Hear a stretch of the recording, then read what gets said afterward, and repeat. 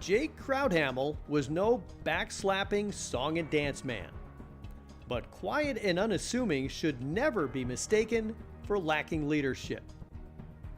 Crouthamel, a Dartmouth football guy from Percy, Pennsylvania, left an indelible mark as an administrator during his more than quarter century as athletic director at Syracuse University. Of course, everybody's going to talk about helping Syracuse get into the Big East and, form one of the great conferences in modern basketball history.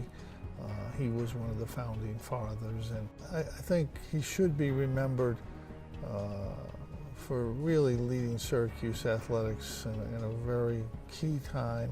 In which Jake was part of Dave Gavitt's inner circle. Jake was really, really smart. One thing was certain about Jake Crouthamel: he bled orange. With the departure of Gavitt, the Big East needed a commissioner. Tranghese was interviewed in Boston. They went around the table, starting on the right-hand side, asking me questions, and he had all these simple popcorn questions, and I knew Jake was last, and I knew he wasn't going to do that. He came to Jake, and he paused, and he looked down, and he looked up, and he looked me right in the eye, and he said, "What makes you think you can replace Dave Gavitt?" Jake and I engaged in a conversation for a while, and then he said, "We have a football problem at Syracuse. Can the Big East help us?" He gave me my start in the business. I learned more from that man than I think anybody else that I worked for.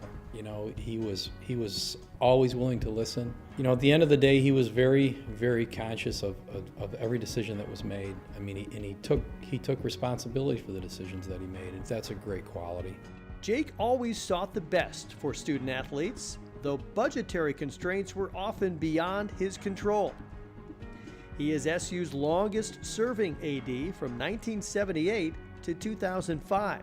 During his tenure, SU won 10 national championships, including 7 in men's lacrosse and the 2003 men's basketball crown, played in 12 bowl games, and won 22 Big East titles. He ran the Dome in its infancy, and when it came to televised college athletic contracts, administrators often sought Jake's expertise. Jake was the guy I always went to. Every crisis that we ever had, Jake Crouthamel stood tall.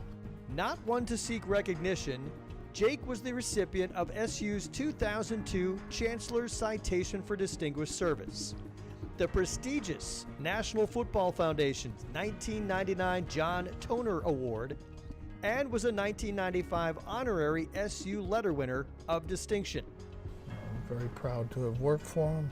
You wanted him in your corner. If he had your back, he had your back. He's the kind of leader that makes college athletics great.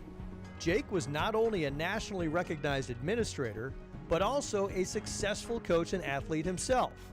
At his alma mater, where he earned a BA in history before becoming a 6-year Dartmouth assistant, Crouthamel took over the reins in 1971.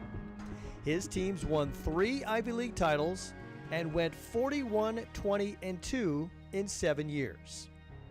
Prior to that, Crouthamel was an all-Ivy halfback during a time when the Ivies had some fine football teams.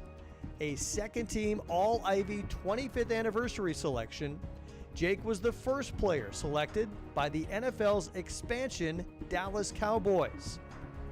Jake and his wife Carol retired to Cape Cod and now reside once again in Hanover, New Hampshire.